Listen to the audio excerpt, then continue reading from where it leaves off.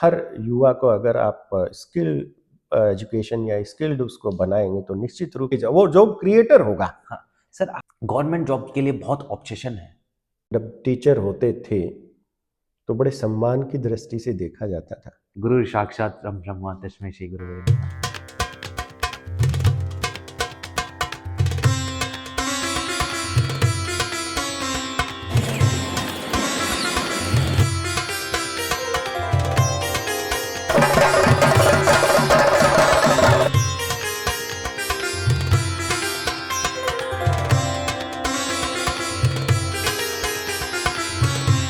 Welcome to Tharo Show. Today we have very special guest from the finest college of Pilani, the Srimati Indramani Mandalia Shiksha Niket. So the principal Ashok Kumawat sir is with us. So let's start with his introduction. Sir, please. नमस्कार, मैं doctor Ashok Kumar, principal Shrimati Indramani Mandelia शिक्षा Niket Pilani. I am serving these institutions from the year 2001. As a lecturer, I joined at that time and then promoted as a principal in the year 2017. I did my graduation and post-graduation from the premier University of India, that is BITS Pilani. BITS Pilani से मैंने master of engineering software system में ये 2099-2000 में complete किया। उस समय के बाद कुछ समय के लिए मैं प्राइवेट सेक्टर में और एक सॉफ्टवेयर कंपनी और बिरला इंडस्ट्री में कुछ समय तक काम किया। Then I joined the education sector because teaching is my passion right from my childhood. मैं जब क्लास 10th में था उसी समय से और बच्चों को ट्यूशन पढ़ाना बड़ा मेरा शौक था। बड़े उस समय के पढ़ाए हुए बच्चे भी आज बड़े उच्च पदों पर आसीन है जब मैंने उनको क्लास 10th और 12th में पढ़ाया था। So ultimately, during my college days, one of my friend asked me about my vision, what I want to be after 5 years or so. And I straightforward, I said that I want to be a teacher in my life and want to be a successful teacher in my life. And now I am here. I think my dream has been fulfilled when I got this opportunity in this premier institution. So good to know about your journey. So sir, today we are here to just talk about the education system in India and especially in North region. So first of all sir, I would like to ask कि sir हाल ही में drastic changes आए हैं, education new education policies introduce हुई है government of India के द्वारा और एक ड्रास्टिक चेंज देखा गया, टेक्नोलॉजी को का भी इन्वॉल्वमेंट हुआ। तो सर क्या आप 3 एरा आपने देखे हैं सर? एक तो आपका टाइम और एक बीच का जो ये टाइम गया न्यू एजुकेशन पॉलिसी के इंट्रोड्यूस होने से पहले, और एक जो पोस्ट एनईपी के इस्टेब्लिशमेंट के बाद में। तो आप डिस्टिंग्विश करना चाहेंगे सर तीनों को?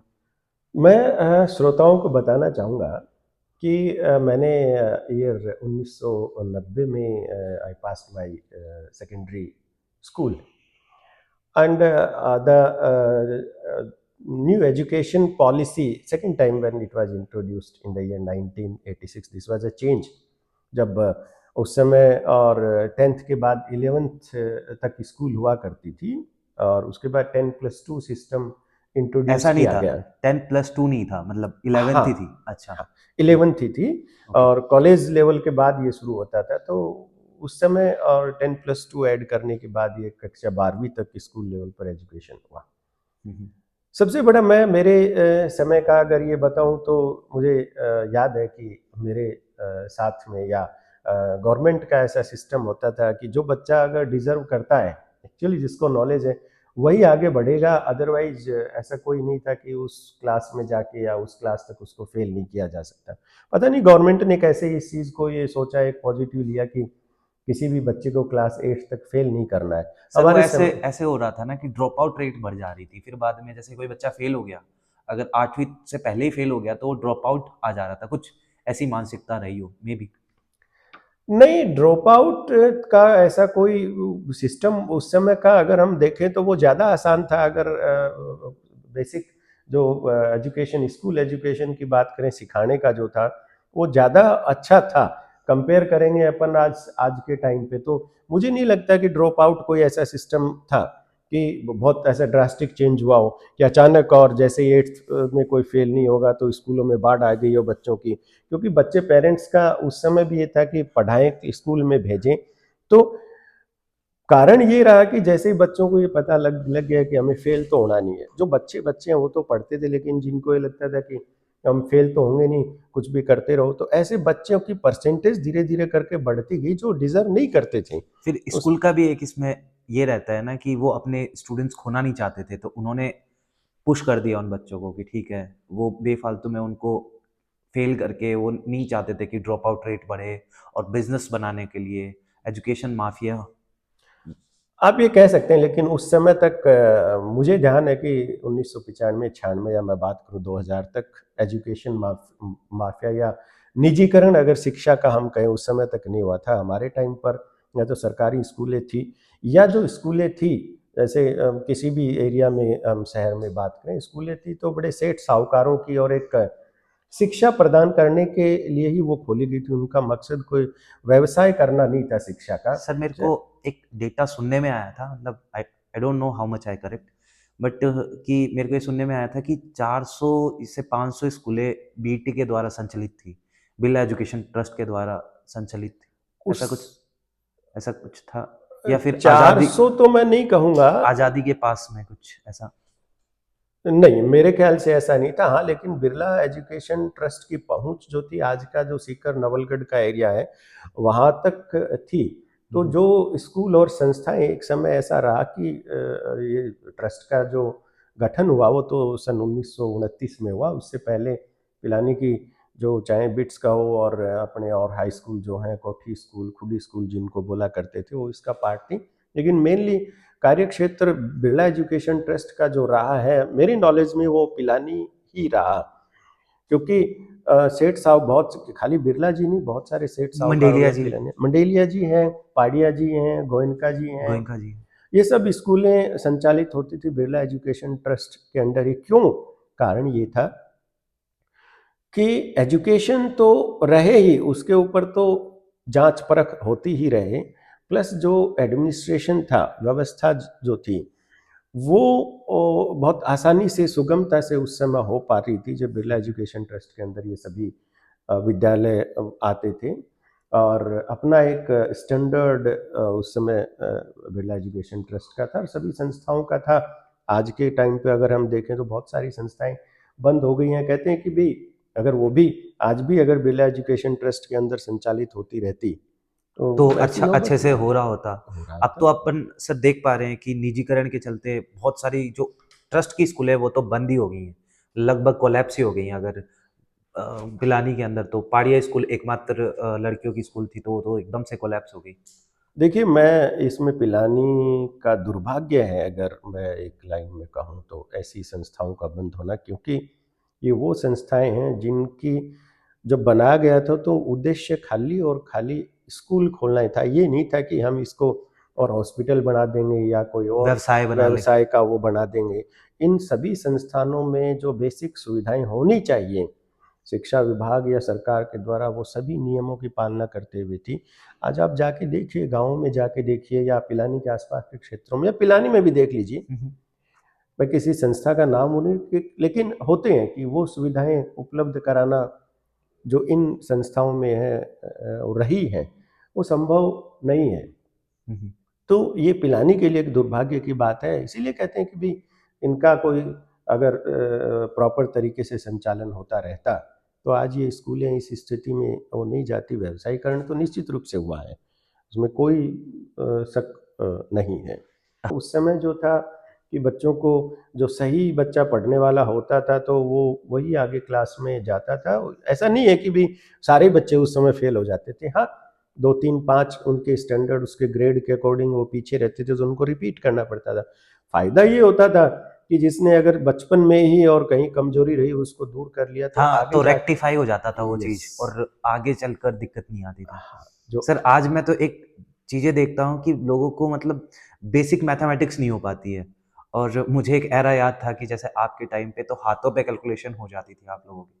हमें तो आज कैलकुलेटर की ज़रूरत पड़ती है आज की जनरेशन में। हाथों में भी हो जाती थी, प्लस माइंड इस हिसाब से ट्रेंड होता था हुँ, कि हुँ। दिमाग में ही कैलकुलेशन कर लेती थी। मैं छोटा सा एग्जांपल दूं, कुछ दिनों पहले मैं किसी दुकान पे गया तो खाली उसको दो बताया मैंने कि भी एक ये 14 रुपए की, एक 16 रुपए की, तो वो कैलकुलेटर उठाया और फिर मेरे को दिखाता कि 30 हो गए। This is the situation. ये एजुकेशन की बात करते हैं कि भी सो ये आपका हो मानना है कि ये जो ड्रॉप आउट हटाने की वजह से जो आया और जो निजीकरण जो हुआ एजुकेशन का, वो भी एक फैक्टर था? मतलब बिल्कुल हुँ। इस क्षेत्र मतलब को जो according to you education should be free of cost and it should not be business. Yes, it should not be a business. I won't say कि ये फ्री ऑफ कॉस्ट है, इट नहीं तो शुड फिर नॉट बी ऐसा तो business. फिर हो जाएगा कि लोग कदर नहीं करेंगे, तो थोड़ा तो पैसा होना चाहिए या फिर एक मिनिमम होना चाहिए, मिनिमम अमाउंट होनी चाहिए ऐसा। देखो उस मिनिमम अमाउंट की मैं बात करूँ, अगर आप प्राइवेट ये क्षेत्र की बात करेंगे हुँ, तो प्राइवेट में तो बिना पैसा लिए या बिना फीस लिए तो वो कैसे सरवाइव करेंगे, क्योंकि आज के टाइम पे ऐसा तो है नहीं जो बट पहले सर था।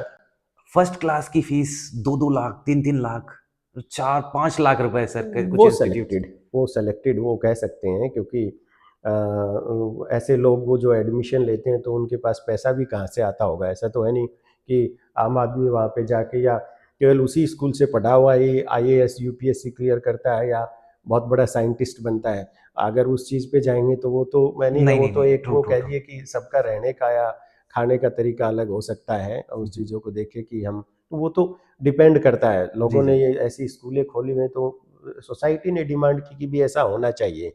तो वो तो एक सेग्रीगेशन वर्ड यूज़ करूँगा कि वो इस लेवल के जो पैसा जिनके पास है ऐसा अफोर्ड कर सकते हैं, या they are insecure may be okay. Due to उनका बिजनेस, या इनसिक्योरिटी हाँ। ये भी हो सकता है कि उस वजह से उनको वो डालें। बट ऐसा नहीं है कि वो 2 लाख रुपए वाली शिक्षा और जो 20,000 या 30,000 या 10,000 में भी अगर कोई स्कूल दे रहा है तो उसमें बहुत बड़ा अंतर अंतर होगा, उस चीज़ पे नहीं है। बस सिलेबस तो ऑलमोस्ट सेम ही है, तो may be they have some good facility in education और मे बी ऐसा कुछ। हाँ, उस चीज़ के बारे में हम कुछ कह सकते हैं कि कुछ चार्ज करते हैं तो उनको कुछ चमक-दमक तो दिखाना ही पड़ेगा, अदरवाइज़ तो ठीक है वो सर। कैसे उस चीज़ के लिए करेंगे। जो उस समय जो शिक्षा का स्तर था, उसमें बहुत सारे बदलाव आज के टाइम पे देखने को मिल रहे हैं। पहले जब टीचर होते थे, तो बड़े सम्मान की दृष्टि से देखा जाता था। आज गुरुर भी ब्रह्मा गुरुर विष्णु गुरुर्देव यस, महेश्वर है, गुरुर साक्षात परम ब्रह्मा तस्मै श्री गुरुवे नमः। वो आज आज भी मैं जिनसे स्कूल एजुकेशन में पढ़ा हूँ, हुँ, हुँ, वो टीचर मेरे सामने आते हैं, चाहे वो मेरे ऑफिस में आते हैं, हुँ, हुँ। तो मैं चरण छूता हूँ, ऑटोमेटिकली स्वतः वो ही वो मेरा आ जाता है अंदर से, एक हाँ, भाव आता है, टीचर हाँ, को देखते ही वो भाव उमड़ उमड़ जाता है, ऐसा होता है। बिल्कुल, क्योंकि उन्होंने जो सिखाया, जो व्यावहारिकता सिखाई, एक्चुअली उन्होंने व्यावहारिकता सिखाई और किस तरीके से समाज में रहना है, किस तरीके से एक सुदृढ़ समाज का निर्माण करना है। जी, जी। आज हम वो उस शिक्षा के महत्व को आज समझ नहीं रहे हैं। उस समय पेरेंट्स क्योंकि इतने शिक्षित तो नहीं होते थे, लेकिन वो अगर बच्चा कोई गलती करता था तो पेरेंट्स ये नहीं है कि वो मान लेते थे कि बच्चा सही कह रहा है। ना, ना, वो ये कहते थे नहीं, गुरुजी ने अगर तेरे को कुछ कहा है, सज़ा दी है, तो इसका मतलब गुरुजी ने सही ही किया है, तुम ही गलत हो। कहीं आज का सोच समझ के ही किया होगा, वो इतने रेपुटेड स्थान पे हैं तो कुछ सोच समझ के किया होगा। पूजा जाता था, हाँ। गुरुओं को उस समय जी, पूजा जी। जाता, और गुरु भी ऐसे होते थे हुँ, हुँ। और वो सम्मानीय होते थे। समय गुरुओं के द्वारा भी ऐसा कोई कृत्य नहीं किया जाता, होता था कि समाज में भर्त्सना हो, उसको हुँ, हुँ। एक गलत उस दृष्टि से देखा जाए। तो बदलाव तो ये भी हुआ कि बहुत सारी घटनाएं आज के समय पे स्कूलों में हम देखते हैं, लेकिन ये भी है कि आप देखो कि पेरेंट्स, बच्चा अगर जाके घर पे कह देगा कि मेरे को सर ने ये कर दिया या गुरुजी ने ये कर दिया, तो तुरंत उसका विश्वास करते हैं। एफआईआर हो जाती है। यस, और जब उसकी तह तक जाया जाता है तो पता लगता है कि जी वास्तव में घटना तो कुछ और थी। कुछ मैं और थी और इसको बना दिया गया बच्चों के द्वारा कुछ और। हाँ, मेरा जो कार्यकाल के दौरान बहुत सारे ऐसे घटनाक्रम जी, देखे जी। हैं मैंने, परंतु फिर भी हमारा उद्देश्य तो ये रहता है एक सभ्य सुसंस्कारी युवाओं का निर्माण किया हुँ, जाना हुँ, हुँ। चाहिए। जो शिक्षण सिस्टम है या जो जिसको नेशनल एजुकेशन पॉलिसी हम कहें, समय की मांग होती है, उसके अनुसार बदलाव होना तो ज़रूरी होता है। सर और हाल ही में एनईपी का मतलब स्टैब्लिशमेंट हुआ, तो उसमें मतलब जो अभी एक एरा बीत गया, पीछे 2 डिकेड बीत गए, जो आपने बताया कि 2000 तक एक अच्छी एजुकेशन था, फिर एक मतलब वहाँ तक पीक था, फिर एकदम डिग्रेड हुआ। अभी फिर से एनईपी को लेके आया गया उस चीज़ को समझते हुए। तो वहाँ आप क्या समझते हैं कि कुछ चेंज आए हैं? मैं दो एक लाइन और बीच में, जो बीच का जो टाइम रहा कि मैं 2095 के बाद की और ये अभी जब का समय 20 साल के समय की बात करूं, हुँ, हुँ। हमारे हर क्लास में, जैसे बोर्ड क्लास में आते हैं हम, तो प्रायोगिक परीक्षा होती है। जी। मुझे ध्यान है कि मैं जब मेरी केमिस्ट्री या फिजिक्स की प्रैक्टिकल एग्जाम था तो 50 नंबर में से मुझे 28 नंबर दिए गए। ओके। और आप सोच के देखिए, आज के टाइम पर स्कूल हो कॉलेज कोई अछूता नहीं है, स्कूल हो चाहे कॉलेज हो, बच्चों से पैसा लिया जाता है। हुँ, कोई हुँ। हाँ नहीं करेगा कि पूछा जाए कि आपने पैसे, लेकिन सच्चाई हम जानते हैं।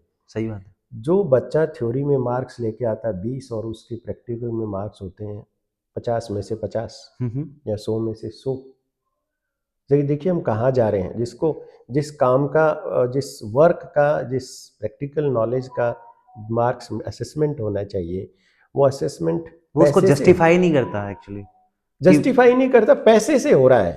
भाई सभी बच्चे 1-1 हज़ार या 1500 रुपये दे देंगे तो आपके नंबर इतने हो जाएंगे। ना उस पर सरकार, ना कोई जो विभाग बने हुए हैं या उस विभाग में काम करने वाले अधिकारीगण हैं, वो इस चीज़ पे सोचे कि कम से कम ये तो फिर आपको प्रैक्टिकल नाम कराने की ज़रूरत नहीं है, आप तो इंटरनल कह दो जी, इतने नंबर भर दो हाँ, तभी तो ऑटोमेटिक। डिग्रेड हुआ है सर एजुकेशन में। ये मतलब जो एक पॉइंट और है, मतलब कि ये तो फिर एक और व्यवसाय बना दिया ना, एजुकेशन को पूरा व्यवसाय बना दिया कि चलो पेपर लीक हो रही हैं, आज पेपर लीक हो रहे हैं इतने सारे।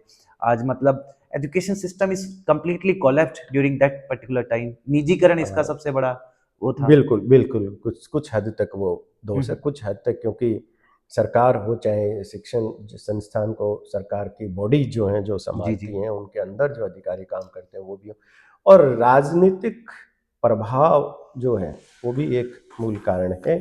आप अगर देखेंगे कि आज अगर क्लास 10th या 12th में बच्चे का पास होने के लिए उसको मात्र 18% या 15% भी नंबर ले आता है तो वो फर्स्ट डिवीज़न तक पहुंच जाता है। हुँ, हुँ, हुँ, हुँ। क्या कहेंगे आप? आप मार्क कर रहे हैं उस स्टैंडर्ड को कि ये 60% फर्स्ट डिवीज़न है, जबकि एक्चुअल में अगर देखा जाए तो उसका काम तो 15% ही है। आप 15 की बजाय और ऐड कर दो कि भाई इंटरनली स्कूल जो है वो गलत थोड़ी करेगी, या मार्क्स उसको जो मान लिया 30% हो गया, पर जो बच्चा 30% का होता है उसको आप 60 या 70%, तो और स्टैंडर्ड एग्ज़ाम गिर गए ना उसके चलते। बस वही वो उसी का परिणाम है, उसी का ही परिणाम है। उसी का ही एक मूल कारण ये रहा है। इन चीज़ों के ऊपर ध्यान वर्तमान वर्तमान में भी दिए जाने की बहुत ज़रूरत है।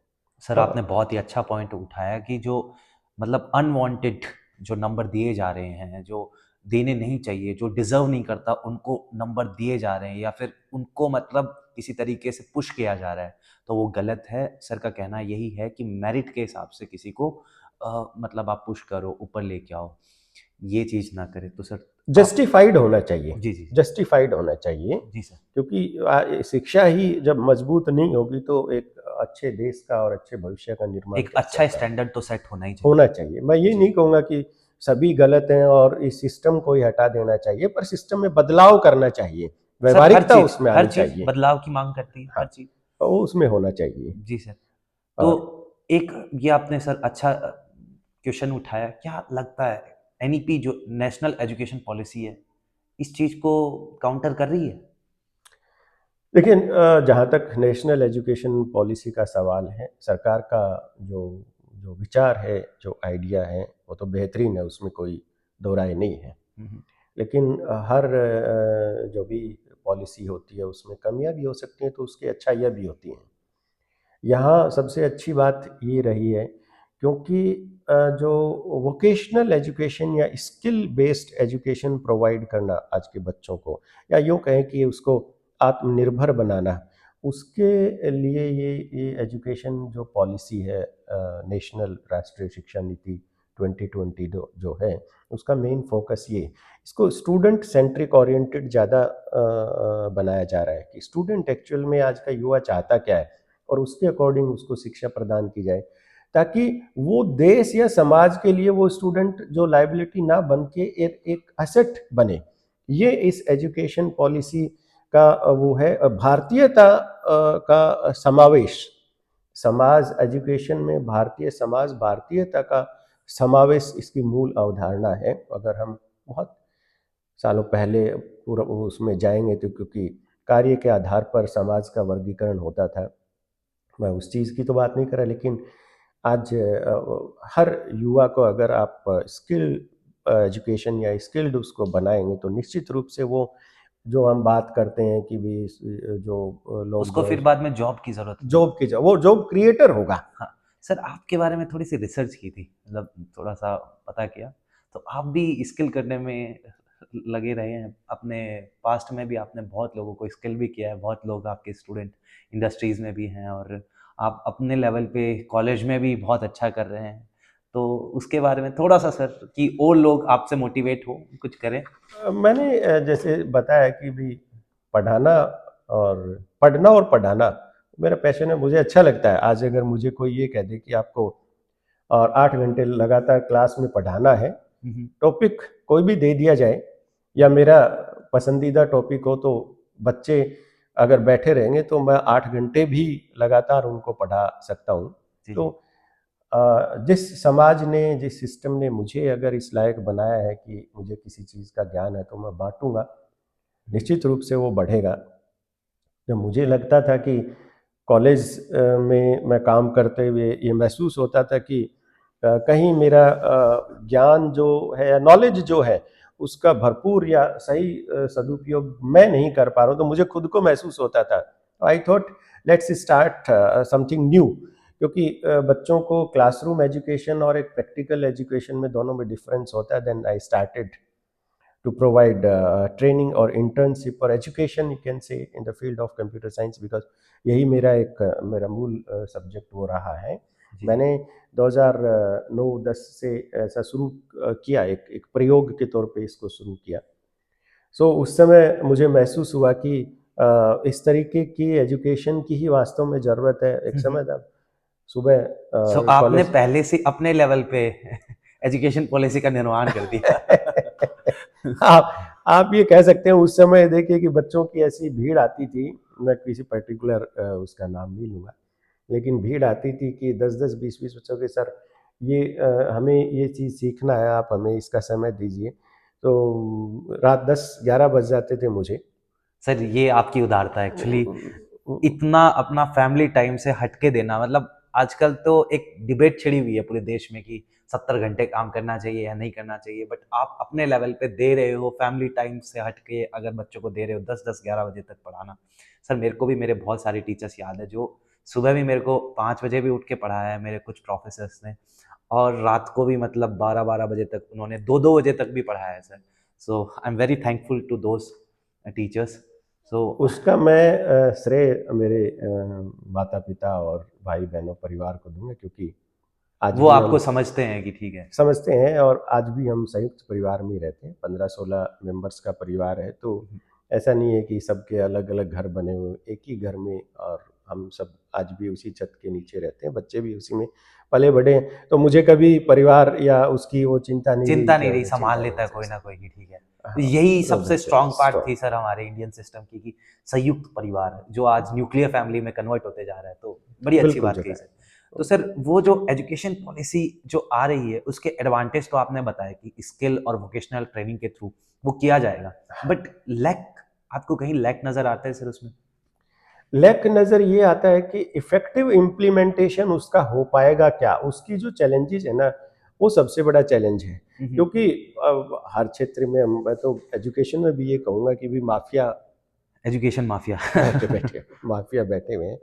तो वो अडेप्टेशन ऑफ द चेंजेस वो कैसे कर पाएँगे? क्योंकि हमारे समाज में या देश में आज के मैं कहूँगा कि राजनीति का भी एक बहुत बड़ा प्रभाव है और हर क्षेत्र में प्रभाव है। तो क्या इफ़ेक्टिव इम्प्लीमेंटेशन उस चीज़ का हो पाएगा? वो चैलेंज, वो आज की चुनौतियाँ, सबसे बड़ी चुनौतियाँ जी उस जी चीज़ जी। की हैं।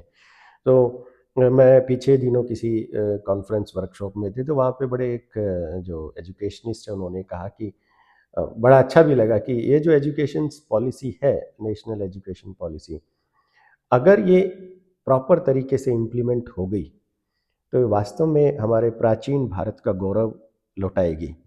लेकिन अगर ये किसी लेवल पे फेल हो गई, तो तो कंप्लीट उन्होंने ये कहा, education system yes, will collapse. बोले ये कंप्लीटली कोलैप्स हो जाएगा, जी जी।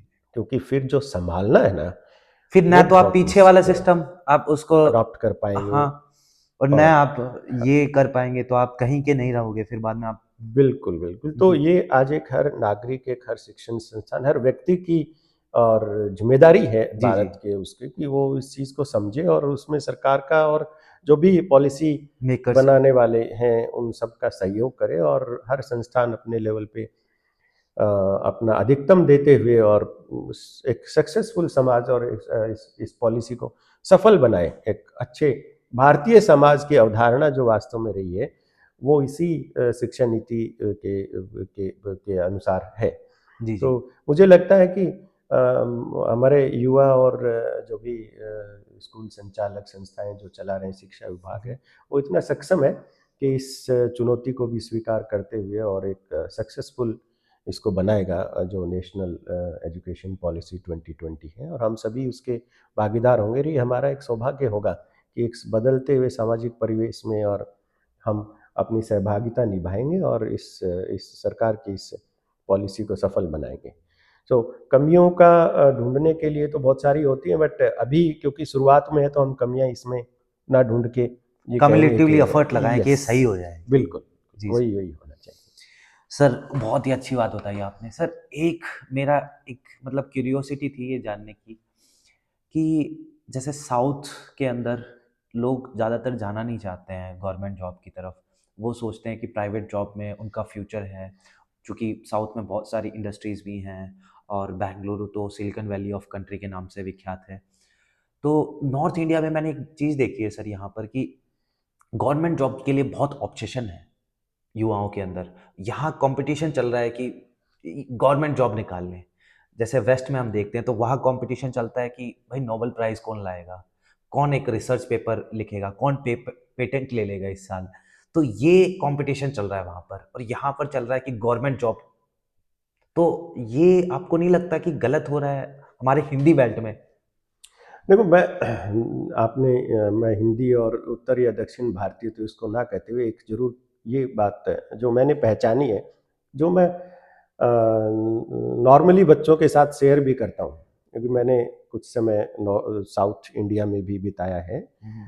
तो मैं बच्चों के साथ भी ये शेयर करता हूँ कि हमारे यहाँ के बच्चों की सबसे बड़ी जो प्रॉब्लम है, वो प्रॉब्लम ये है कि communications and presentation skills, hmm. Oh lack of these things. उसको हम इंग्लिश, हाँ, एक सेकेंडरी लैंग्वेज है, लेकिन सर मेन सॉफ्ट है। स्किल्स को प्रायोरिटी देता ही कौन है सर? स्कूल कॉलेजेस में इन चीज़ों को कोई देखता ही नहीं है। सब थ्योरी के पीछे लगे हुए हैं। इवन प्रैक्टिकल भी सॉफ्ट स्किल्स को ही कहीं मतलब प्रमोट करने के लिए लाया गया, लेकिन उसमें तो पैसे देकर, आपने बताया कि पैसे देकर एग्जाम पास हो जाते हैं। वो तो है। देखो, अब हम सरकार की अगर बात करेंगे कहीं पे, तो हिंदुस्तान में ऐसा होता है बिना किसी, और इवन एक ईंट या एक कमरा बने हुए यूनिवर्सिटियां अप्रूव हो जाती हैं। सरकारी तंत्र की खामी है वो तो, ठीक है। उसके ऊपर हम चर्चा ना करते। मैं ये कहूँ कि भी आज साउथ और नॉर्थ की, जब हिंदी भाषी की आप बात कर रहे हो, हालांकि हिंदी हमारी राष्ट्रीय भाषा है, तो आने वाले टाइम में पूरे देश की भाषा ही रहेगी, सर तो ये भी उसको एक हम बात कंट्रोवर्सी का विषय है। तो ठीक। हम उस पे नहीं, पर हाँ, हमारे क्षेत्र के जो लोग हैं, नॉर्थ इंडिया की हम बात करें, तो एक इस चीज़ की कहीं कमी महसूस होती है कि उनकी जो प्रेजेंटेशन जो है, इंटरेक्टिविटी जो है, उसमें कहीं ना कहीं कमी है। और दूसरा ये है कि इंडस्ट्री इस क्षेत्र में ना होना। सर तो वो तो डिमांड होगी ना, जैसे डिमांड एंड सप्लाई की बात है कि यहाँ डिमांड ही नहीं की गई युवाओं के द्वारा, यहाँ गवर्नमेंट जॉब की डिमांड की गई। तो वो मतलब युवाओं का कहीं मेंटल स्टेट या फिर बाद में समाज का ये मेंटल स्टेट की नहीं, ये तो सरकारी नौकरी है, तो सरकारी नौकरी वाला तो अपने आप में लेजेंड, चाहे से वो पियोन ही हो। अब मेरे को सुनने में आया कि पीएचडी वाला भी पियोन के लिए अर्जी दे रहा है। तो सर वो देखने वाली बात है कि पीएचडी उसने किस हिसाब से की है और कहाँ से की है। अच्छा। वो बात होती है। अदरवाइज कोई लेवल इतना स्तर नहीं गिराएगा अपना, या ऐसा नहीं जिसने पीएचडी की और वो पियोन के लिए जाए, मैं नहीं समझता हूँ इस चीज़ को। हालांकि सरकारी आंकड़े और जो प्रैक्टिकल ऑन ग्राउंड पे जो चीज़ें होती हैं उनमें कई बार फ़र्क महसूस, क्योंकि हमें तो एक आप मैं मीडिया को इसमें वो नहीं कहूँगा, मीडिया तो जैसा है उस चीज़ों को दिखाएगा, जैसा समाज चाहता है या दिखता है उसी चीज़ों को दिखाएगा। लेकिन हाँ, ये चीज़ें ज़रूर है इस क्षेत्र की, जब हम बात करें कि सरकारी नौकरी को वरीयता देने के पीछे कारण ये समाज में ये सोचा जाता है कि एक तो आगे फ्यूचर जो है वो सेफ हो गया है सस्टेन उसका। रहेगा, कोई हाँ, दिक्कत नहीं आएगी। हाँ, कोई परेशानी उसको नहीं आएगी और वो रहेगा। और आज के टाइम पे क्योंकि जेंडर रेशियो है वो भी बहुत पता है, आप जानते हैं कि किस तरीके से गिर रहा है। तो लोग ये सोचते हैं कि भाई सरकारी नौकरी अगर होगी तो शादी हो जाएगी, अच्छी लड़की मिल जाएगी। जेंडर ये भी एक हमारे समाज के कड़वा सच है अवधारणा जिसको है। स्वीकार करना पड़ेगा। हम्म, मैं फिर से ये कहूँ कि एक 2000 के आसपास एक समय था, और वो मेरा देखा हुआ, मैं भी इससे जुड़ा हूँ। तो उस समय लोगों में एक ये होता था कि नहीं भाई, अरे कॉर्पोरेट सेक्टर में स्पेशली आईटी इंडस्ट्री में बहुत पैसा है। तो बहुत सारे जो यहाँ के सरकारी नौकरी करने वाले कर्मचारी अधिकारी थे, वो लोग शिफ्ट हो गए थे।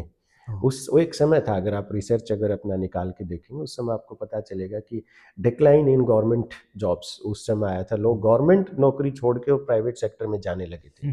तो धीरे-धीरे हर सेक्टर में चेंजेज़ आते हैं, पॉलिसीज़ आती हैं और टेक्नोलॉजी अपने अनुसार बढ़ती है। तो उस समय के बाद पिछले 10 साल, 15 साल में ये ट्रेंड फिर से शुरू हुआ कि अगर सरकारी नौकरी मिल जाएगी तो हमें ये फ़ायदा होगा, ये बेनिफिट होगा। तो कुछ ये चीज़ें हैं कि युवाओं की जो मानसिक स्थिति बोलें या धारणाएँ बोलें कि कहीं न कहीं वो क्रिएटिविटी की तरफ कम सोचते हैं, एक सेफ़ और एक लिमिटेड दायरे में रहना ज़्यादा पसंद करते हैं। वो भी क्योंकि आपको गवर्नमेंट में जॉइन करने के बाद आपको ये कहे कि बहुत सारा अपॉर्च्युनिटीज़ आपके पास रहेंगी, आप वो चीज़ें करते हो, उसकी कम संभावना है, क्योंकि चीज़ें टेकन फॉर ग्रांटेड, आदमी सोचते हैं अरे नौकरी तो वो कर ही रहे हैं, उसमें क्या करना है अपने को और सर एक आगे बढ़। डेटा था मेरे पास, मैं आपसे साझा और हुँ, अपने हुँ। युवा जो भी हमें देख रहा है उनसे भी साझा करना चाहूँगा कि जैसे कि यूएसए है टेक्नोलॉजी का बादशाह,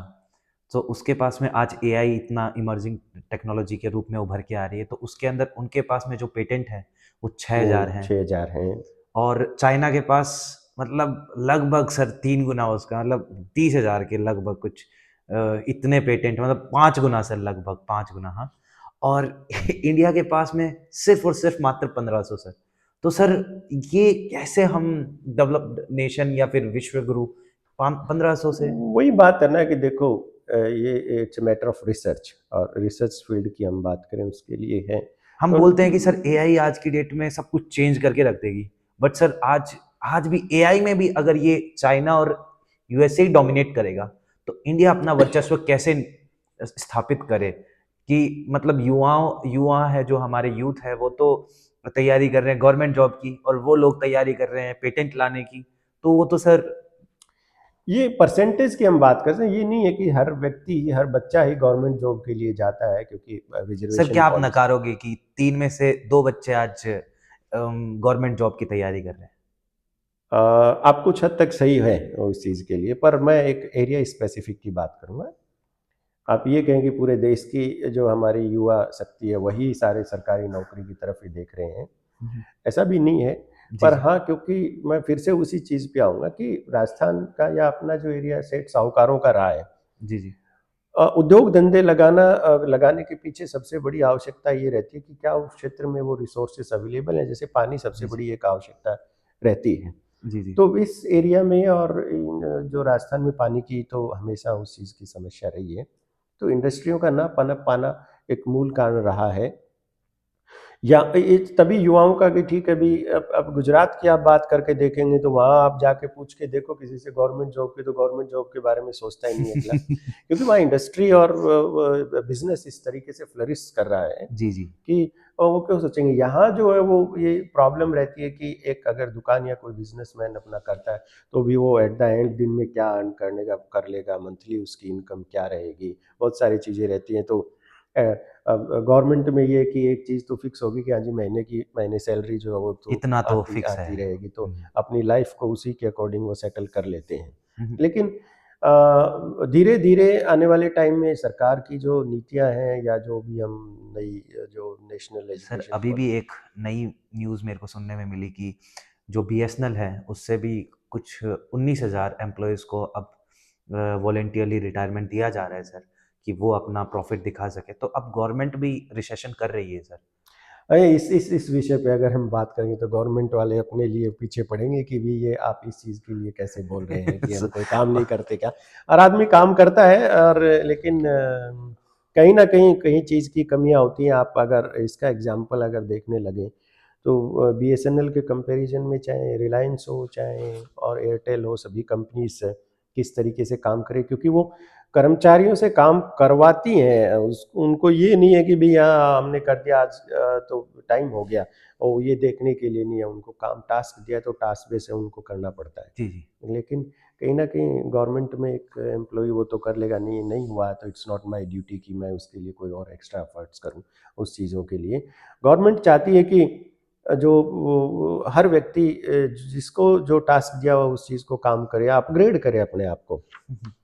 हो सकता है राजनीतिक परिस्थितियां हो बीएसएनएल के लिए हो, और कोई और कारण हो जिसकी वजह से वो और उस हिसाब से कॉम्पिटेंस और कम्पीट नहीं कर पाए हो बाकी प्राइवेट सेक्टर से। लेकिन आज के समय पे हमें सोच भी लेना चाहिए, हमें करना भी चाहिए सपोर्ट भी इस चीज़ को कि हाँ, काम तो हर आदमी को करना पड़ेगा। ये नहीं हो कि हम बैठे हैं और लोग अपने आप ही काम करेंगे और उसका हो जाएगा। और आप एक एग्जाम्पल देखिए एयर इंडिया का, हम्म। वो कितने घाटे में थी और टाटा ने उनको खरीदा है। तो वो कैसे कर लेते हैं, प्राइवेट सेक्टर में कैसे हो जाता है कि अब वो सर वो फिर मतलब मुनाफे की टॉप तरफ। लेवल मैनेजमेंट भी देखा जाता है कि वो कैसे करेक्ट, मैनेज कर रहा है। राइट। जी जी। वो भी एक पार्ट है, काम करने वाले कर्मचारी भी उसका एक पार्ट है। जैसे तो सर आपने टॉप लेवल मैनेजमेंट की बात हम कर रहे हैं, तो टाटा जैसे रतन टाटा हैं, बिरला जी हैं, for them people are not just number. उनके लिए वो उनकी स्ट्रेंथ है, वो उनकी राइट। टीम है, तो वो उनका केयर करते हैं। बट हर इंडस्ट्री ऐसे नहीं करती, इसीलिए ये गवर्नमेंट जॉब की तरफ ज़्यादा रुझान हो गया लोगों का। और जो जिस एरा की आप बात कर रहे थे, शायद वो उन्हीं के मार्गदर्शन में या फिर उन्हीं की टॉप मैनेजमेंट की वजह से लोग उस तरफ चले गए। लेकिन अभी चीज़ें बदल भी रही हैं। और एक एक बात जो आपने कही जो बीच में अपना रह गया कि चाइना के पास 30,000 पेटेंट हैं, यूएस के पास 6,000 हैं, हमारे पास 1,500 हैं। हम्म, डेटा आपका सही हो सकता है उस चीज़ के लिए, लेकिन घूम फिर के बात वही आती है कि हमारे शिक्षण संस्थानों को हमें इतना मजबूत बनाना होगा कि पीछे आपने देखा होगा पीछे एक रिसर्च आया जिसमें कितने संस्थान ऐसे थे जो टॉप 100 में थे। इंडिया का शायद हार्डली एक मुझे ध्यान आता है बताया कि शायद आईआईटी दिल्ली का आईआईसी बैंगलोर। ऐसे बेंगलोर, जी। राइट, वो एक टॉप इंस्टीट्यूशंस में आया। तो इतने बड़े और 150 को 140 करोड़ की जनसंख्या वाला देश, और वहाँ पर खाली एक इंस्टीट्यूशन ऐसा है जो कि टॉप है, वो भी टॉप 5 या 10 में नहीं कह सकते हम, टॉप 100 में आया है। तो जी कहीं जी। ना कहीं उस चीज़ के पीछे हमारे शिक्षण संस्थान जो रिसर्च इंस्टीट्यूशन है उसको उसके ऊपर ध्यान देने की ज़रूरत है सरकार को। और शायद जो राष्ट्रीय शिक्षा नीति है हम्म, उसमें ये भी एक जी मूल सर। बिंदु है। सो कहीं न कहीं ब्रेन ड्रेन का भी हो सकता है कि जो बहुत अच्छा वो कर रहा हो तो उसके पास इंडिया में वो फैसिलिटी ना मिल पा रही हो। सर तो लेकिन एक्चुअली मेरे को लग रहा है ना, अब ब्रेन ड्रेनेज होना थोड़ा कम हो जाएगा, क्योंकि ट्रम्प साहब आ गए हैं और उनको H1 वीज़ा के ऊपर लेकर बहुत कड़ी उन्होंने बना दी है। अभी हाल ही में इलान मस्क एक ट्विटर पे अपनी वॉल लड़ रहे हैं कि उनका कहना है कि या तो आप लो मत, बाहर को सस्ते दामों में तो लेना ही नहीं है किसी एम्प्लॉय को। अगर लेना है तो अच्छी सैलरी पे लो, कि आपको लगता है कि हाँ हमें स्किल्ड एम्प्लॉय चाहिए, तो उनको अच्छी सैलरी होनी चाहिए उनकी, और साल बाय साल आपको पैसा भी देना पड़ेगा, इंडस्ट्री को पैसा देना पड़ेगा उस बंदे को रखने के लिए। तो ये जो कंस्ट्रेंट लगा दिए, तो मेरे को लगता नहीं है कि फिर बाद में अच्छा जो बंदे हैं जो इतने ज़्यादा निकल जा रहे थे हमारे देश से, यूएस की तरफ रुझान उनका ज़्यादा था, तो मेरे को नहीं लगता कि अब हो पाएगा। तो but at the same time government should also make such kind of policies कि वो उन लोगों को फैसिलिटी अपने स्तर पे दे सकें, कि वो उस लेवल की चीज़ें देश में भी कर सकें। निश्चित रूप से, निश्चित रूप से वो तो देश में सुविधाओं का अगर विस्तार होगा, फैसिलिटीज़ अगर स्टूडेंट्स को, जनता को, लोगों को मिलेंगी तो ब्रेन ड्रेन जो है वो उसमें कमी आएगी। लेकिन खाली मैं यूएस ट्रम्प की पॉलिसी, प्रेसिडेंट की, उनकी पॉलिसी की ही हम बात ना करें, क्योंकि हमारे स्टूडेंट्स आज के टाइम पे ऑस्ट्रेलिया हो, चाहे न्यूजीलैंड हो, कनाडा हो, दूसरे देशों में भी पढ़ने के लिए या रिसर्च करने के लिए जाते हैं। वो भी जी, जी। एक परसेंटेज, बहुत बड़ा परसेंटेज उस चीज़ हुँ, हुँ। का है। तो आने वाले टाइम में मुझे लगता है कि ये फिगर जो है वो बदलेगा। जो हम 1500, 6000 और 30,000 की बात कर रहे हैं, हुँ, हुँ। तो निश्चित रूप से उसमें बदलाव होगा। सभी जो एजुकेशनिस्ट हैं हमारे, जो इंडस्ट्रियलिस्ट हैं, वो इस चीज़ के बारे में सोच रहे होंगे, सोच रहे हैं। और धीरे धीरे मैं, क्योंकि कभी कॉन्फ्रेंसेस और इसमें जाते हैं तो पता लगता है कि स्टूडेंट्स जो रिसर्च में फुली इन्वॉल्व हैं, हुँ, हुँ। तो वो लोग पेटेंट अपने फाइल कर रहे हैं। धीरे धीरे संख्या निश्चित रूप से बढ़ेगी, जी, जी। ये मेरा मानना है। और एआई और एमएल, मशीन लर्निंग के इस एरा में भी इंडियंस जो है वो, हम भारतीय, और फिर से बाजी मारेंगे। हमारा आईटी सेक्टर तो हमारा पसंदीदा वो रहा है, एक लोगों के विषय। दिन आते हैं, हमारा यस, ज़माना आएगा। बिल्कुल आएगा, जी सर। निश्चित रूप से। तो सर एक क्वेश्चन ये था, आपने जब एआई की बात छेड़ी थी, टेक्नोलॉजी की बात छेड़ी थी, तो आजकल ऑनलाइन क्लासेस का एक रुझान हो रहा है। जैसे कि ऑनलाइन क्लासेस बढ़ती जा रही हैं। तो उसमें आपका क्या नज़रिया है सर? उसके लिए आपका क्या नज़रिया है कि टेक्नोलॉजी ऑनलाइन होनी चाहिए या फिर बाद में जो इन पर्सन जो क्लास होती है, वो ज़्यादा सक्सेसफुल है? देखिए, एक तो मैं सभी मानेंगे और कि ब्लैक बोर्ड या क्लासरूम टीचिंग है, it can not be replaced by the online education system.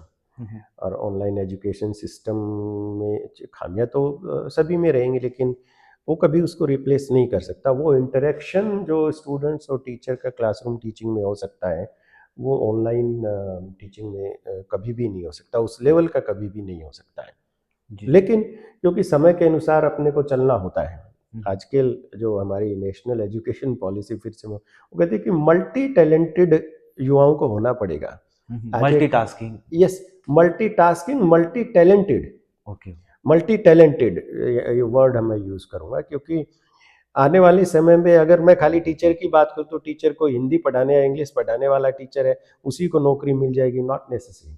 हुँ, हुँ। उस टीचर को वो और सब्जेक्ट का थोड़ा भी ज्ञान स्पोर्ट्स होना में भी चाहिए, अच्छा होना चाहिए। हर फील्ड में होना चाहिए, क्योंकि यूनिवर्सिटी हो या कॉलेज हो, ऐसे टीचर को प्रेफर करेंगे जो बहुत सारे तो सब्जेक्ट्स को हैंडल कर सकता हो। हुँ, हुँ। सो ऐसा युवाओं को और बनना पड़ेगा उसमें से। तो उसके लिए कहीं न कहीं, और जो ऑनलाइन टीचिंग की आप बात कर रहे हैं, क्योंकि ऑनलाइन टीचिंग में अगर एक बार अपने रिकॉर्डेड वीडियोज़ हैं, अगर उनको देख के वो करें, तो कुछ चीज़ें एक एक एज लिमिट के बाद, क्योंकि समय के साथ हमारे दिमाग का भी और जो समझने की शक्ति जो है वो तो बिल्कुल बढ़ती है। वो प्रॉब्लम जो हम क्लास 10th में सॉल्व नहीं कर पाए थे, अब आके लगते हैं कि तो बच्चों का खेल था, उस समय क्यों नहीं आया। तो जी, जी। दिमाग के समय के साथ उन चीज़ों में चेंज होता है। और ऑनलाइन एजुकेशन रहनी चाहिए, ये तो है, समय के साथ रहनी चाहिए, वरना क्योंकि इसके जो एडवांटेज हैं उसका फ़ायदा हमारे युवाओं को नहीं मिल पाएगा। लेकिन क्लासरूम टीचिंग को कभी भी रिप्लेस रिप्लेस नहीं नहीं किया किया जा जा सकता। आई वुड से कि 30% या 40%, हम कहें 40% नॉलेज, वो डिफरेंसेस दोनों सिस्टम में है, मेरे सकता। मेरे अनुसार, क्योंकि बच्चों को हमने कोविड के दौरान और ऑनलाइन भी पढ़ाया है, और अब क्लासरूम में भी बच्चों को पढ़ाते हैं।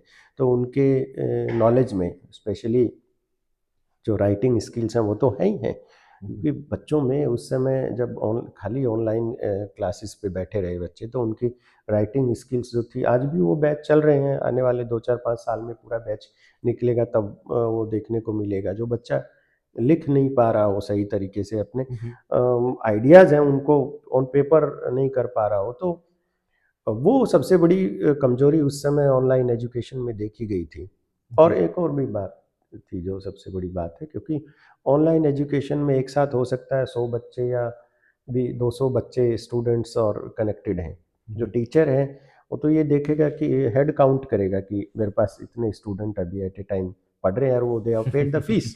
जी जी। लेकिन सीरियसली उसमें से कितने पढ़ रहे हैं, क्योंकि मैंने देखा है मोबाइल ऑन करके छोड़ दिया और बस सर बच्चों की अलग ही चैट चल जाती है यस उसमें। तो वो अलग ही अपना हाँ चलने लग जाता है, टीचर पढ़ाता रहता है ऑनलाइन क्लासेस में, बच्चे अपना अलग ही चैट कर रहे हैं, तो वो बच्चा, टीचर देख नहीं पाएगा ना कि कौन कितना कंसंट्रेटेड है। राइट। पढ़ने वाले बच्चे तो फिर ऑनलाइन हो या ऑफलाइन हो उनको तो फर्क ही नहीं मैं पड़ता। इस चीज़ को, वो सबसे ज़्यादा फ्रूटफुल ये किस लेवल पे हो सकती है, ये जब बच्चा अपनी पढ़ाई कर लेता है और उसको आप स्किलिंग की जब ज़रूरत होती है। जी जी। आज जैसे एक कोई बच्चा बीटेक अगर कंप्यूटर साइंस से कर लेता है और करने के बाद सक्सेसफुली उसको डिग्री मिल गई, उसको अप स्किलिंग चाहिए, उसको और टेक्निक मास्टर्स कर सीखनी है, सकता है, मास्टर्स। जैसे बिट्स देता है और इंस्टीट्यूट्स नहीं, देते हैं, अगर किसी पर्टिकुलर एरिया में भी वो कर सकता है तो उस समय क्योंकि बेसिक जो नॉलेज था वो उसने ले गेन कर लिया है, चुका है। गेन कर चुका है, तो उसके लिए ज़्यादा प्रॉब्लम नहीं आएगी ऑनलाइन उसमें। हम्म। लेकिन अगर इसको स्कूल एजुकेशन पर भी अगर कर दिया जाए कि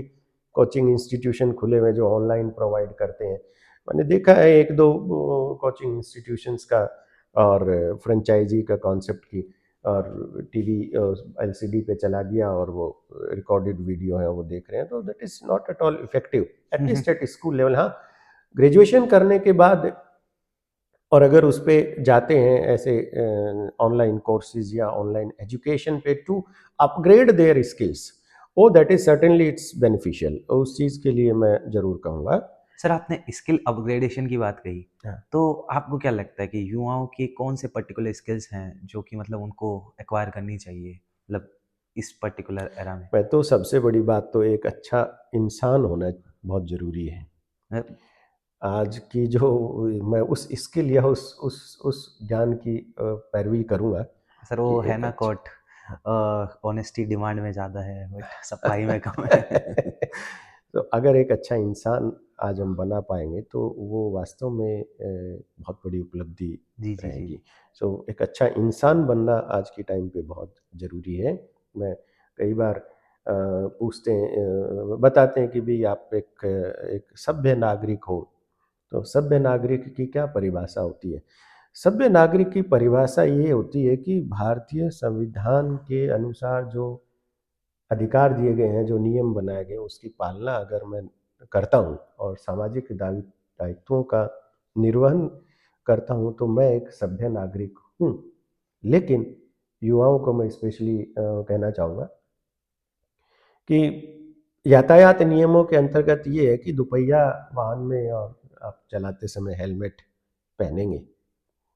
लेकिन आज के युवाओं को अगर आप देखेंगे तो जो आदमी अगर हेलमेट नहीं पहन रहा है और ड्राइव कर रहा है और वो डिक्लेयर करे कि मैं तो एक सभ्य नागरिक हूँ, तो मैं तो उसको वो असभ्य अराजकता है मानूंगा, समाज की। असभ्य मानूंगा। अब माँ बाप इतने बड़े सालों तक पाल पोस के बड़ा करते हैं, तो नियमों की जो पालना करना, इसलिए मैं कह रहा हूँ व्यवहारिकता लाना और एक ज़िंदगी में बहुत ज़रूरी है, वो स्किल ज़रूरी है। क्योंकि अगर व्यवहारिकता है, पैशंस एक दूसरा पॉइंट आप मैं ऐड करना चाहूँगा। आज के युवाओं की सबसे बड़ी जो एक और ये जो प्रॉब्लम है, इम्पेशेंट, उनको सारी चीज़ें बहुत जल्दी-जल्दी चाहिए, वेट नहीं करता, शॉर्टकट। शॉर्टकट। वो तुरंत उनको चाहिए कि आज मैंने पढ़ लिया, 12वीं करते पेरेंट्स भी ऐसा सोचते कि मेरे बेटे-बेटी को तो नौकरी चाहिए। इम्पेशेंट हो जाना, बिल्कुल भी पैशंस नहीं है और आज के युवाओं में। तो मैं उनको समझाना चाहूँगा कि समय दें हर काम को और सर समय वही तो देके प्रेशर है जो कोटा में सुसाइड हो रही हैं या कहीं पे भी सुसाइड हो रही हैं, वही तो प्रेशर है, समाज का प्रेशर है, माता पिताओं के द्वारा प्रेशर है। तो प्रेशर की वजह से अब क्या करेगा?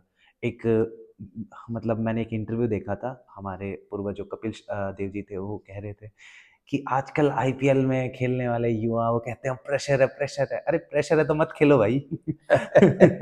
वो कह रहे थे कि हम तो खेलते थे, हमें मजा आता था कि ठीक है मजा आ रहा है, खेलते रहे सुबह से लेकर शाम तक खेलते रहे। वो कह रहे हैं प्रेशर है इसलिए आउट हो जा रहे हैं। देखिए सबसे बड़ी ये तो है कि premature delivery of the product, hmm.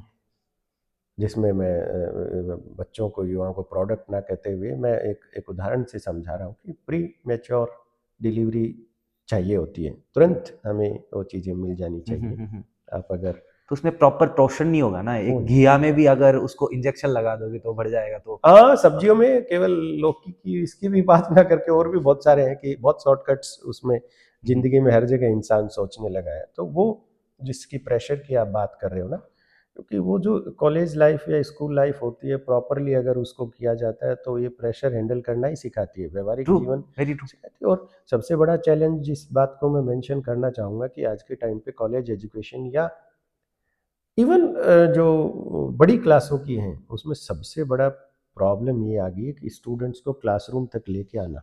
Hmm. Sir हमारे हालांकि टीचर ये कहते थे कि अगर डिग्री शब्द हटा दो तो आप 4 साल करने क्या आए हो कॉलेज में। अगर डिग्री आप मान लो कि आप हटा दो, कैरिकुलम से हटा दो, तो आप 4 साल तो माँ बाप ने एक इन्वायरमेंट दे दिया ना आपको, सेफ इन्वायरमेंट, कि ये लो भाई करो कुछ। नहीं नहीं कि आप मैं उस चीज़ को ये बताऊंगा, बात आपकी कुछ हद तक सही हो सकती है कि पेरेंट्स ने तो ये दे दिया, लेकिन जब तक बच्चा स्कूल कॉलेज के अंदर आएगा ही नहीं तो वो चीज़ें जो लेटर स्टेज पे उसको फेस करनी होती है, वही बात आती है घूम पे यार, हर आदमी आज स्ट्रेस तनाव में जी रहा है, बच्चा वो भी तनाव में जी रहा है।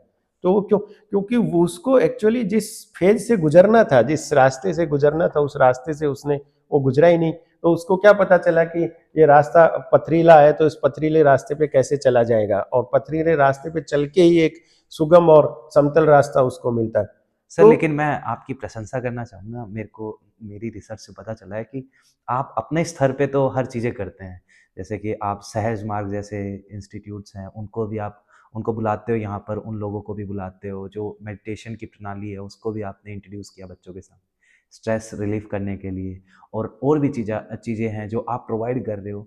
तो सर ये एक अच्छी चीज़ जो आपके रिगार्डिंग मेरे को सुनने में आई।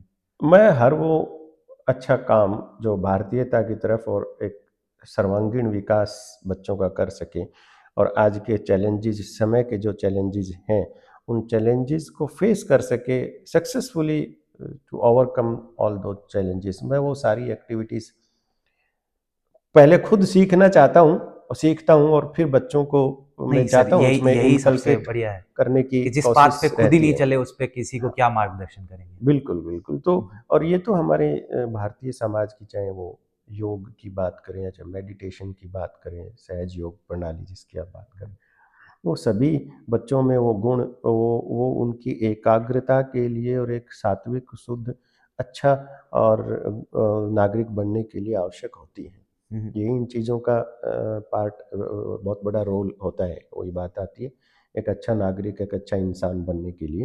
हम्म, तो ये सब चीज़ें, ये वही मैं बात कर रहा हूँ कि अगर बच्चा कॉलेज लाइफ और स्कूल लाइफ को प्रॉपर तरीके से जिएगा, ये ना सोच के कि नहीं कॉलेज की डिग्री तो ऐसे ही मिल जाएगी मेरे को बिना जाए, या हम नहीं देंगे तो वो फला कॉलेज दे देगा, वो खाली इतने रुपए लेगा, वो नकल करा के दे देगा। इन सब चीज़ों से दूर रहते हुए प्रैक्टिकल लाइफ जीनी चाहिए। पेरेंट्स से भी मैं ये निवेदन, सभी अभिभावकों से निवेदन करूंगा कि बच्चों को ये ना सिखाएं कि भाई कॉलेज की डिग्री तो ऐसे मिल जाएगी, तू तो कोचिंग कर ले और एक गवर्नमेंट जॉब ले ले, ऐसे नहीं। और बहुत गलत रास्ता दिखा रहे हैं आप। वो जरूरत है उसको उस फेज से भी निकलने की। जैसे आप, हो सकता है कि आप सोच रहे हो कि नहीं 4 साल कोचिंग करेगा, 3 साल कोचिंग करेगा तो उसके बाद एग्जाम दे के पास हो गए, कैन नॉट बी गारंटेड। आप उसको ये ले लें कि नहीं हो ही जाएगा, नहीं। लेकिन अगर वो एक अच्छा नॉलेज लेके निकलेगा, कॉलेज लाइफ को जिएगा, टीचर से कैसे इंटरेक्ट करते हैं, कैसे, तो बहुत अच्छा एक टीचर भी बनेगा, बहुत अच्छा नागरिक भी बनेगा और अपने पैसे में सक्सेसफुल होगा। अगर यही अवधारणा सभी पेरेंट्स ले लें कि कॉलेज में तो जाने की ज़रूरत नहीं है, खाली डिग्री है, क्वेश्चन पेपर आता है, उसको पास कर लो, तो हो सकता है कि आज के जो टीचर्स पढ़ा रहे हैं, तो आने वाले टाइम में जो टीचर, सोच के देख लो, अगर वही बच्चे जाके टीचर बनेंगे तो वो क्या मॉडल, क्या रोल मॉडल बनेंगे ट्रू ट्रू ट्रू अपने ट्रू। स्टूडेंट्स के लिए। तो सर आप पेरेंट्स तो खुद नहीं जाते थे क्लास में। तो सर कभी अब, ऐसा हुआ है कि आप यहाँ से निकले और छुपते छुपाते बच्चे बंक मार रहे हैं और आपने उनको पकड़ लिया, दबोच लिया कि आ जाओ। तो वो बहुत कम ऐसा देखने को यूँ मिलता है, क्योंकि अ, मैं जब से प्रिंसिपल बना, शुरुआत में तो ये चीज़ें रहती, क्योंकि सीखने में मुझे भी समय लगा। अब तो परिस्थितियाँ हैं कि जैसे ही मैं निकलता हूँ बच्चे देख लेते हैं तो इधर उधर गायब ही हो जाते हैं। उनको डर लगता पता है था उस आपसे। चीज़ के लिए। डर समझें उस चीज़ को, डर तो खैर मैं उस चीज़ को डर ना कहूँ, हाँ, पर वो ये समझते हैं कि हमें कुछ कहेंगे या कहेंगे कि नहीं ये चीज़ करो वो करो, तो वो वही चीज़ आ जाती है जो चीज़ें इसमें रहती हैं। और निश्चित रूप से युवाओं को मेरा सलाह तो ये है कि भी पैसेंस रखना सीखो, अपने माँ बाप गुरुओं का सम्मान करना सीखो और सही रास्ते पे चलो और शॉर्टकट मत अपनाओ, तो आप एक अच्छे इंसान जरूर बनेंगे और आज आपके सपने जो हैं वो निश्चित रूप से पूरे होंगे, मेरा ये सर ने मानना है। आज हमारे साथ में बहुत ही शालीनता से सभी क्वेश्चनों के आंसर दिए, उसके लिए मैं सर का बहुत ही आभारी हूँ। और आज का ये कार्यक्रम इसी के साथ हम समापन करते हैं सर के अंतिम शब्दों के साथ में। सर कुछ थैंक यू। सभी आने वाला जो जो समय है, मैं आपको सिर्फ यही कहना चाहूँगा कि हमारे भारतीय मूल्यों का रक्षा करना और सही दिशा में व्यवहारिकता और सही निर्देशों में काम करना, वो आज के युवाओं को सीखना चाहिए। बहुत बहुत शुभकामनाएं और आशीर्वाद। आपका भविष्य जो है सभी का बहुत बहुत आलीशान हो, बहुत आप अपने आपके सपने पूरे हों। इसी के साथ बहुत बहुत धन्यवाद। सो बने रहिए थारों के साथ। Thank you.